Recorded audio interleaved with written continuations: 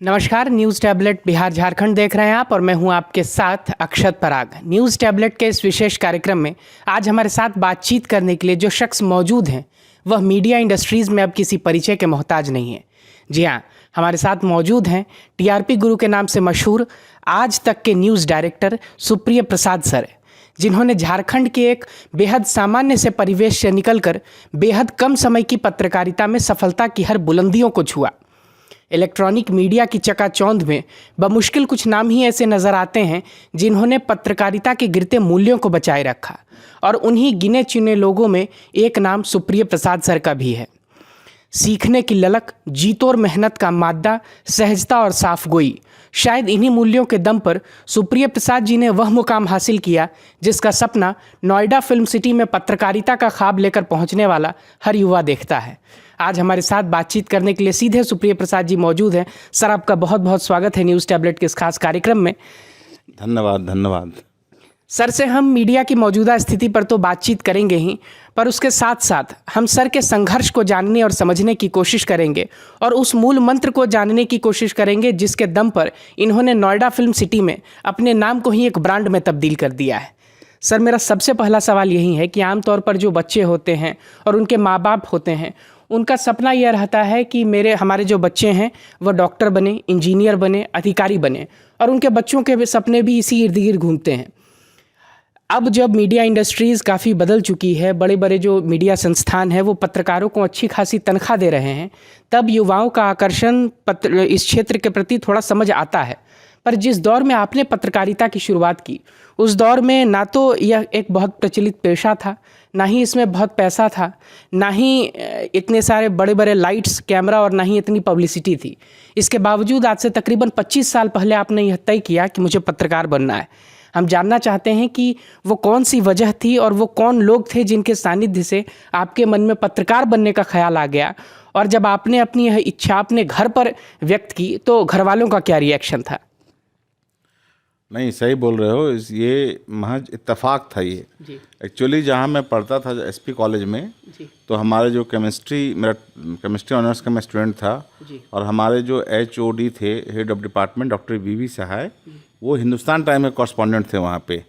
और उसी तरह से हमारे कॉलेज के 2-3 प्रोफेसर जो थे वो उस समय पत्रकारिता करते थे, तो हमें भी लगता था कि कुछ पत्रकारिता करना चाहिए। उसी तरह जो हमारे लाइब्रेरियन थे डॉक्टर उदयकांत झा, वो भी पत्रकार थे, तो उन लोगों के साथ में दिन रात रहता था। तो उससे धीरे धीरे जो है हमें उस पत्रकारिता के पेशे के बारे में जानकारी मिलती थी। आज वहाँ प्रेस कॉन्फ्रेंस है, आज यहाँ ये है। और इत्तेफाक से उसी दौरान मैंने एक आर्टिकल लिख दिया जब बिहार में 90 का चुनाव हुआ था।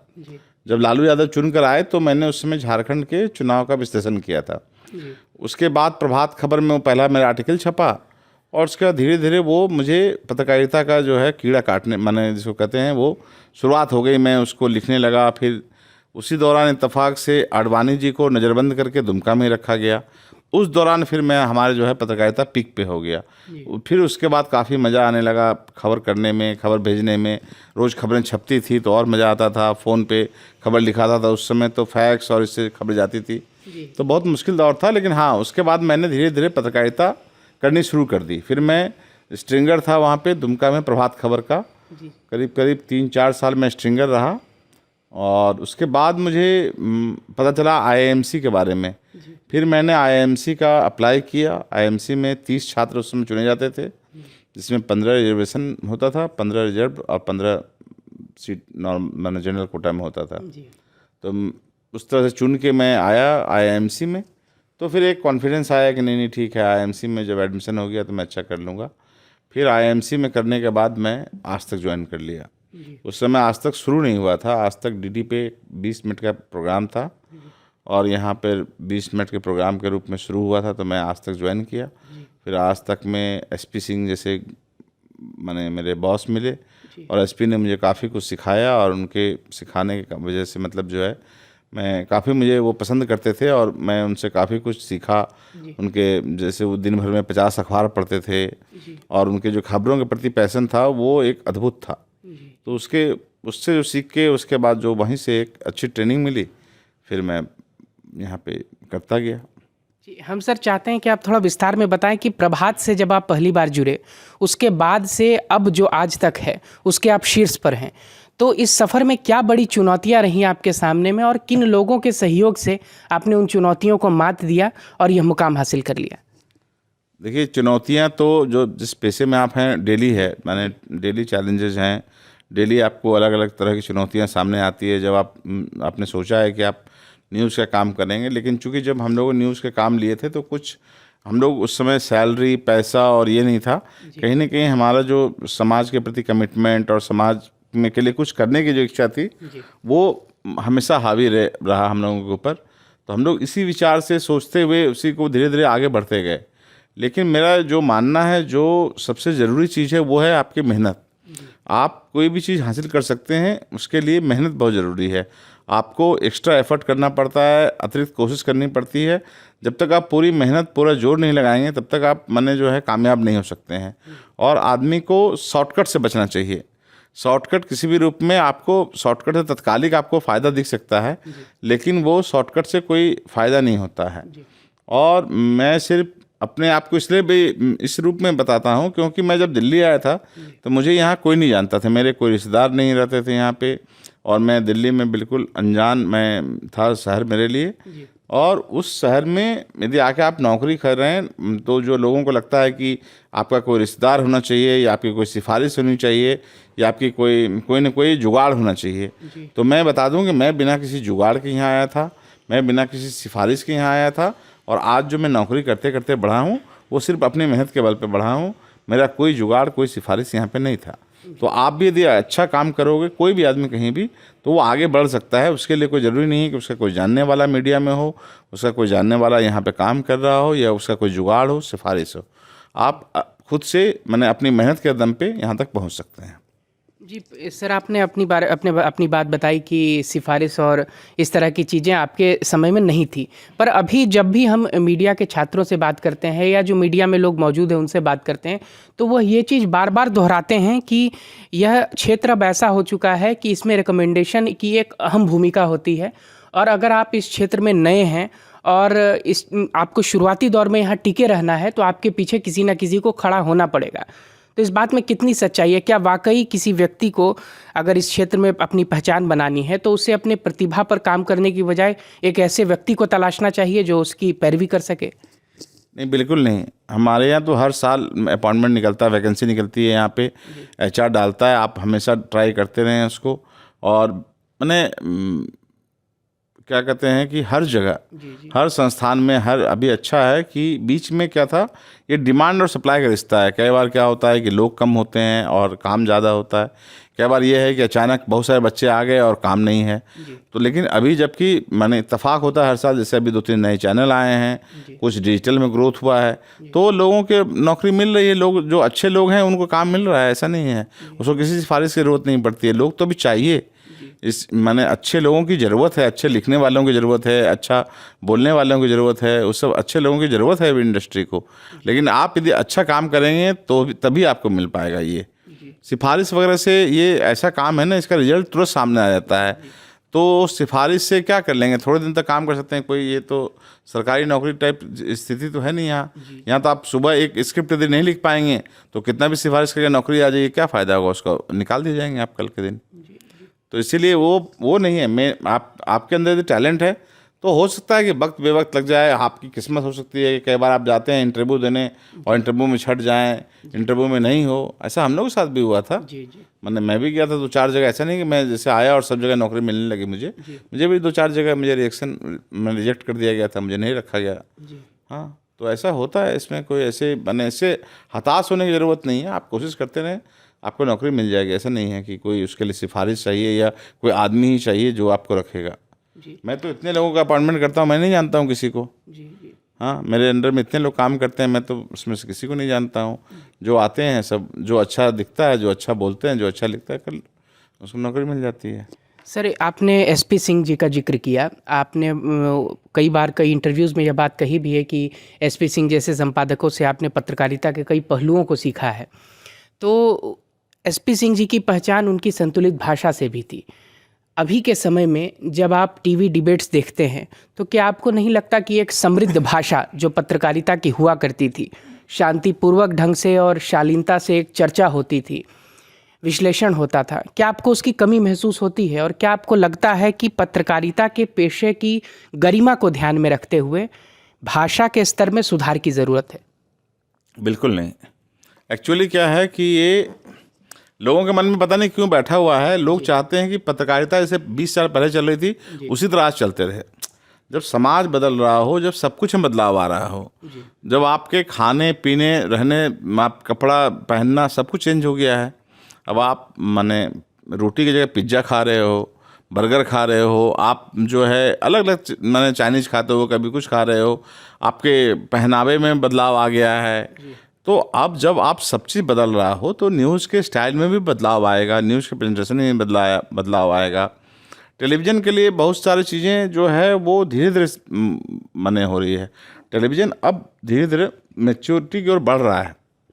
भारत में टेलीविज़न न्यूज़ का बहुत इतिहास बहुत पुराना नहीं है। बहुत दिनों से यहाँ बहुत सारे चैनल्स नहीं थे, मैक्सिमम 20-22 साल से सब चैनल्स हैं यहाँ पे।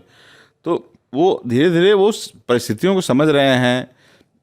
ये ज़रूर है कि कई बार वो भटक जाते हैं, कई बार लगता है कि ये हो रहा है, लेकिन चूंकि जब पूरे आप व्यवस्था में देखेंगे तो व्यवस्था में बदलाव ज़रूरी है। तो कुछ चीज़ों में बदलाव मैंने कुछ अच्छे पॉजिटिव बदलाव हैं, कुछ बदलाव जो है हाँ वो निश्चित रूप से उसमें लगता है कई बार कि हाँ उसमें सुधार होनी चाहिए, और वो कई बार लगता है कि वो चीज़ें जो है भटक गई हैं। हम लोग उस पर अफसोस तो करते हैं कि हाँ वो बदलाव होना चाहिए, कुछ चीज़ें ठीक होनी चाहिए। लेकिन हम ये कहें कि जो एसपी सिंह के ज़माने में चल रहा था वो आज भी चलता रहे या ऐसा होता रहे, वो पॉसिबल नहीं है। वो समय के साथ बदलेंगे ही, जो चाहे लिखने का स्टाइल हो, चाहे बोलने का स्टाइल हो, चाहे वो एग्रेशन हो, चाहे वो रखने की प्रस्तुति का तरीका हो, सब कुछ में बदलाव ज़रूरी है वो। अगले सवाल से पहले हम अपने दर्शकों को आपकी कुछ तस्वीरें दिखाना चाहते हैं, आपको भी दिखाएंगे। ये उस दौर की तस्वीर है जब सुप्रिया प्रसाद सर संघर्ष किया करते थे। सर के संघर्ष के दिनों की ये तस्वीरें हैं, जिस दौर में सर रिपोर्टिंग से लेकर के एंकरिंग तक सब किया करते थे। ये काफ़ी पुरानी तस्वीर है, आप लोगों ने शायद नहीं देखी होगी। हमें यह तस्वीर समाचार फॉर मीडिया के पोर्टल से मिली है, हम उनके आभारी हैं। अगला सवाल सर मेरा इसी से जुड़ा है कि आपने शुरुआती दौर में तो खूब रिपोर्टिंग भी की, एंकरिंग भी की, टीवी स्क्रीन पर आप बने रहे। उसके बाद आप ऑफ स्क्रीन काम करने लगे, अब टीवी पर कम नज़र आते हैं। हम ये आपसे जानना चाहते हैं कि आपको निजी तौर पर कैमरे पर बने रहना ज़्यादा पसंद था, टीवी स्क्रीन पर बने रहना ज़्यादा पसंद था, या अब टीवी स्क्रीन पर बने लोगों को कंट्रोल करना ज़्यादा पसंद है? नहीं, कंट्रोल क्या करना, लेकिन नहीं, हाँ ये सच है कि टीवी ऐसा मैंने काम है, पेशा है जिसमें कि लगता है आदमी को कि ग्लैमरस है, ये इसमें ग्लैमर होना चाहिए, इसमें टीवी पे आना चाहिए, आपको पहचानते हैं लोग, आपको जानते हैं लोग। लेकिन चूंकि मैं जब शुरू में ही था तो मुझे इस बात का एहसास था कि शायद मैंने बोलचाल और मेरी जो भाषा है उसमें वो कुछ ना कुछ गड़बड़ी है, मैंने कुछ बिहारी टच था उसको कह सकते हैं आप, और कुछ उसमें ये था। तो मुझे लगा कि शायद मैं जो है ऑन स्क्रीन काम वो उतना अच्छा नहीं कर पाऊंगा जितना मैं पीछे बैठ के काम कर सकता हूँ बैक स्टेज पे। तो इसलिए मैंने तय कर लिया कि मैं पर्दे के पीछे ही रहूँगा और पर्दे के पीछे से ही मैं चीज़ें करूँगा। और मैं स्क्रिप्टिंग का काम करने लगा, फिर मैं कोऑर्डिनेटर का काम किया, मैंने कोऑर्डिनेट करता था चीज़ों को, कैसे बुलेटिन जाएगा, बुलेटिन प्रोड्यूसर के तौर पे काम किया, फिर शिफ्ट इंचार्ज के तौर पे काम किया। धीरे धीरे सारे काम करके मैं यहाँ तक पहुँचा। जी सर, एक बात पिछले कुछ सालों में कही जा रही है कि मीडिया पर सरकार का दबाव बहुत ज़्यादा बढ़ चुका है। एक पत्रकार जो आपकी संस्था से ही जुड़े थे, अब आपकी संस्था का हिस्सा नहीं है, वो उन्होंने इस्तीफ़ा देने के बाद एक बात कही, सोशल मीडिया पर लिखी कि मेन स्ट्रीम मीडिया के चैनलों पर कौन सी खबर चलानी है और कौन सी खबर दबानी है, यह बात चैनल नहीं बल्कि पीएमओ तय कर रहा है। फिर एक फिल्मकार आते हैं और आप ही के ग्रुप के एक प्लेटफॉर्म पर मेन स्ट्रीम मीडिया के द्वारा कराए गए डिबेट्स के मुद्दों को गिनाने लगते हैं और यह भी कहते हैं कि ये ऐसे मुद्दे हैं जिससे प्रत्यक्ष या अप्रत्यक्ष रूप से सरकार को फ़ायदा पहुंच रहा है। तो हम आपसे यह जानना चाहते हैं, चूँकि आप संपादक के तौर पर लंबे वक्त से मीडिया से जुड़े हुए हैं, कि क्या वाकई मीडिया हाउसेस पर या संपादकों पर ऐसा कोई दबाव होता है सरकारी कि उन्हें खबरों के साथ समझौता करना पड़े, और अगर ऐसा होता है तो क्या ये चीज़ें हर सरकार में होती है या यह इकलौती सरकार है? नहीं, देखिए दो तरह की बातें हैं। एक तो यह है कि कोई भी सरकार हो वो अपनी आलोचना पसंद नहीं करती है जी। लेकिन उसका मतलब ये नहीं है कि आप उसकी आलोचना नहीं करेंगे। हमारा काम है, हम करते रहते हैं, हम खबरें दिखाते हैं और इसमें हो सकता है कई बार बुरा भी लगता है उनको, लेकिन कई बार अच्छा भी, मैंने मानते हैं इस बात को कि हमारा काम है। तो ख़ास तौर पे आज तक में इंडिया टुडे ग्रुप पे ऐसा कोई दबाव नहीं है। मैंने आज तक कोई ऐसा महसूस नहीं किया कि नहीं हम पे ये दबाव है कि हम ये कर सकते हैं, ये नहीं कर सकते हैं। और जहाँ तक बात रही कि वो जो पता नहीं क्या कहा था उन्होंने संपादक ने, लेकिन ऐसा कोई पीएमओ का इंटरफेरेंस या पीएमओ स्टोरी डिसाइड करती है, पीएमओ ये डिसाइड करती है, ये बिल्कुल गलत बात है। पीएमओ का कोई लेना देना नहीं है हमारे न्यूज़ रूम के न्यूज़ फ्लो पे, उनका कोई माने वास्ता नहीं है। उनके माने अलग अलग समय पे अलग अलग माने आग्रह होता है, कई बार कि पीएम की रैली है, कई बार पीएम का कुछ है, तो आप उसको देख लीजिए कि बस उससे ज़्यादा उनका कोई दबाव नहीं होता है कि वो किसी चीज़ के लिए कि हम पे दबाव डालें। रही बात वो फिल्मकार की बात है, उसको मैंने बता दिया था उस समय कि जो न्यूज़ चैनल में जो हमारे यहाँ जो ख़ास तौर पे जो न्यूज़ होता है हम लोग उस पर डिस्कस करते हैं। खबर जो है वही खबर पे ही चर्चा होगी ना, जो खबर में है।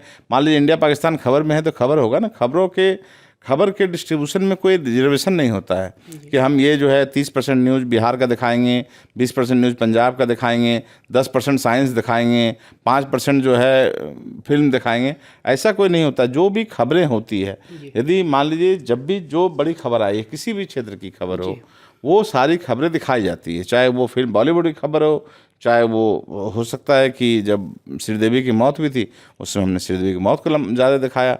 आज यदि पीएम काशी जाते हैं तो हम पीएम काशी दिखाते हैं। तो ये ऐसा है ना कि ये वक्त वक्त की बात है। लोग अभी इंडिया पाकिस्तान में जब सर्जिकल स्ट्राइक हुआ था तो हमने इंडिया पाकिस्तान पे किया, चाइना के साथ जब टेंशन हुआ चाइना दिखाया, इंडिया चाइना रिश्ते पे बात की, जब कोरोना हुआ तो कोरोना की खबर दिखाई। तो इसलिए उसमें कोई रिजर्वेशन नहीं है कि इतना % ये दिखाएंगे, इतना % वो दिखाएंगे।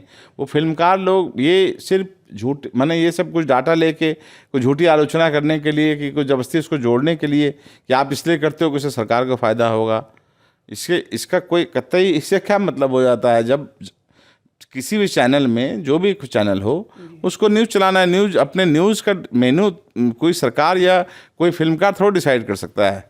उनको अपने वो बताएं कि क्या फिल्मों में रिजर्वेशन है, क्या कोई कह सकता है कि 30% फिल्म इस पर बनेगा और 20% फिल्म इस टॉपिक पे बनेगा? क्या फिल्मकारों ने कोई फिल्म बनाई है ऐसी?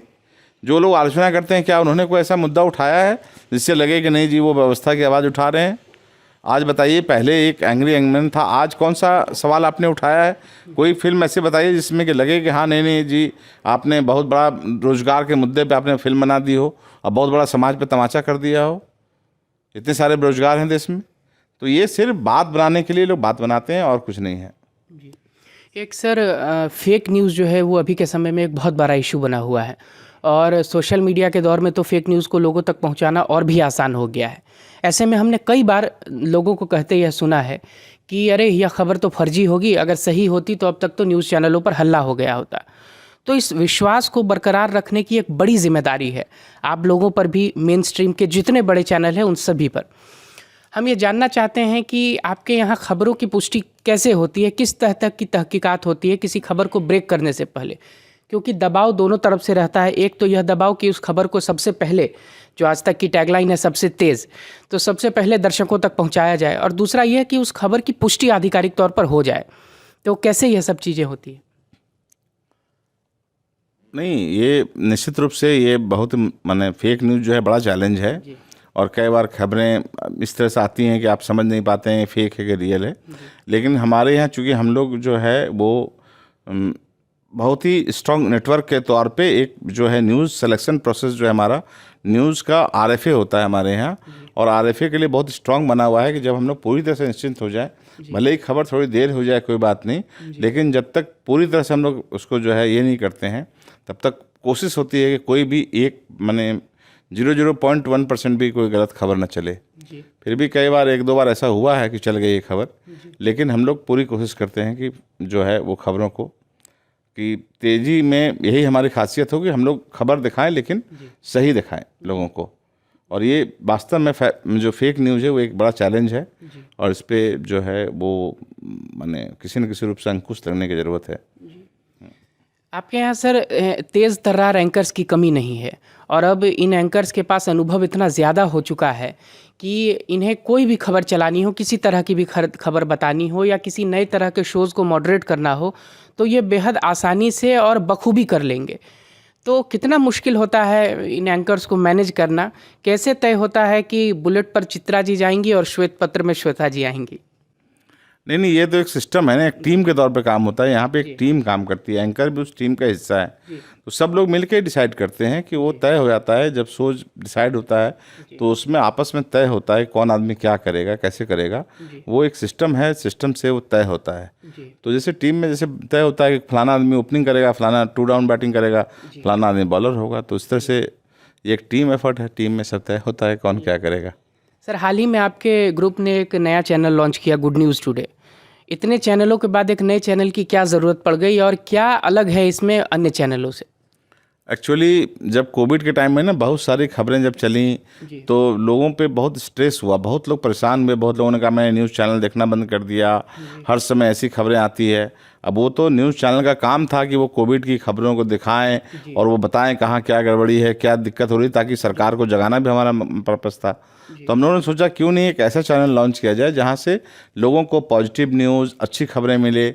जो कि ऐसा नहीं है कि सब कुछ गड़बड़ ही चल रहा है, हमारे यहाँ बहुत सारी अच्छी चीज़ें भी चल रही हैं और बहुत अच्छी अच्छी खबरें हैं, इंस्पायरिंग स्टोरीज हैं, जो कि लोगों में, समाज में एक जो है उत्साह जगाती है, एक माने मोटिवेट करती है लोगों को कि आप भी कुछ अच्छा कर सकते हैं, आपके लिए अच्छा हो रहा है और समाज में बहुत सारे ऐसे लोग हैं जो अच्छा अच्छा काम भी कर रहे हैं। तो हम लोगों ने इन्हीं बातों को ध्यान में रख के जो एक नया चैनल है गुड न्यूज़ टुडे उसको लॉन्च किया है और उसको बहुत अच्छा रिस्पांस मिल रहा है। लोग वो बिल्कुल वो बाकी चैनल से मैंने कम्पीट ही नहीं कर रहे हैं। वो अपने आप में एक यूनिक चैनल है, एक अलग चैनल है और वो अपने आप में मैंने जो है अलग कॉन्सेप्ट पे बना हुआ चैनल है। तो इसीलिए वो उसका कोई मुकाबला ही नहीं है किसी से और वो बहुत अच्छा कर रहा है, बहुत अच्छा रिस्पांस मिला है इसको। एक सवाल ये कि अब सुप्रिय प्रसाद जी क्या करना चाहते हैं इतने कम समय में, इतनी सारी उपलब्धियों के बाद भी क्या कुछ करने को बच रहा है, कोई बड़ा लक्ष्य? नहीं, लक्ष्य तो यही रहता है कि रोज़ एक माने जो है आप अच्छा काम करके जाएं, कुछ एक अलग करें, कुछ यूनिक आइडिया लाएं, कुछ अलग इनोवेट करें, कुछ चीज़ें जो आप काम कर रहे हैं उसी में नए नए इनोवेशन करते रहें और कुछ उसी प्रयोग को आगे बढ़ाते रहें। और यही बस इच्छा है और बाकी तो चल रहा है बस अपना काम, ऐसा कुछ नहीं। एक अंतिम सवाल इस कार्यक्रम का कि आप क्या मूल मंत्र देना चाहेंगे मेरे जैसे उन युवाओं को जो कल के सुप्रिय प्रसाद बनने का सपना पाले बैठे हैं? नहीं, मेरा सिर्फ एक ही मानना है कि लोगों को मेहनत करनी चाहिए और मेहनत करने के लिए देखिए एक्चुअली जब आप घड़ी दे के काम करेंगे कि मैं 10 से 6 काम करूंगा या 3 से 12 मेरी शिफ्ट है, तो वो आपको कभी भी वो सक्सेस नहीं दे सकता जो सक्सेस आप चाहते हैं। उसके लिए आपको कुछ एक्स्ट्रा करना पड़ेगा या आपकी सोच एक्स्ट्रा में आपको लाना पड़ेगा, आपको काम अलग करना पड़ेगा, कुछ एक्स्ट्रा करना पड़ेगा और कुछ अलग तरीके से सोचना पड़ेगा। जब आप पूरा जुनून के साथ काम करेंगे तो आप निश्चित रूप से कामयाब होंगे, इसमें कोई संदेह ही नहीं है। बहुत बहुत धन्यवाद सर। तो ये थे हमारे साथ सुप्रिय प्रसाद सर, आज तक के न्यूज़ डायरेक्टर, जिन्होंने एक सामान्य परिवेश से लेकर आज तक के शीर्ष तक का सफ़र तय किया है, जिनसे हमने मीडिया की मौजूदा स्थिति पर भी बातचीत की, उनके सफ़र को भी जानने और समझने की कोशिश की। अगर आपको यह इंटरव्यू पसंद आया हो तो आप हमारे इस वीडियो को लाइक करें, शेयर करें और हमारे चैनल न्यूज़ टैबलेट को सब्सक्राइब करें।